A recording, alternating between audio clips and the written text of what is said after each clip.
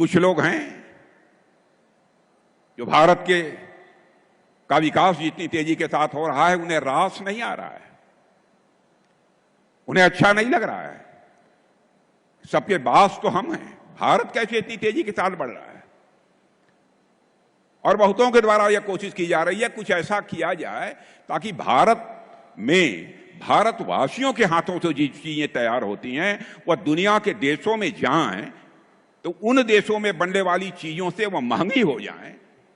ताकि भारत की धरती पर भारतवासियों के हाथों से बनी हुई चीजें जब महंगी हो जाएंगी तो दुनिया के दोस्त को लोग उसे नहीं खरीदेंगे। यह कोशिश की जा रही है। लेकिन बहनों भाइयों, भारत जितनी तेजी के साथ आगे बढ़ रहा है, मैं पूरे विश्वास के साथ कहता हूं कि भारत को अब दुनिया की कोई ताकत विश्व की एक बड़ी शक्ति बनने से रोक नहीं सकती है। जहां तक रक्षा क्षेत्र का प्रश्न है, मेरे मित्रों, मैं कहना चाहता हूं,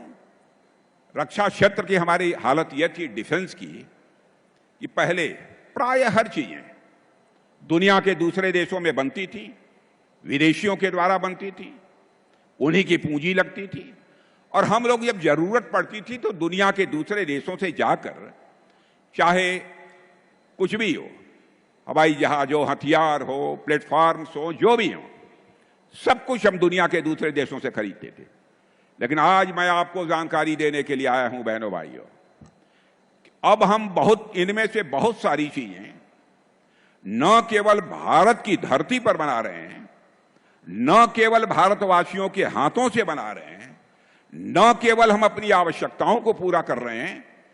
बल्कि हम दुनिया के दूसरे देशों को भी हम एक्सपोर्ट करने का काम कर रहे हैं, उनके पास भी हम भेज रहे हैं। दुनिया के देश सब हमारे सामान को खरीदने का काम कर रहे हैं।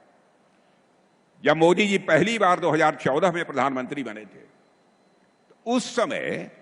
भारत के डिफेंस आइटम, रक्षा उत्पाद की चीजें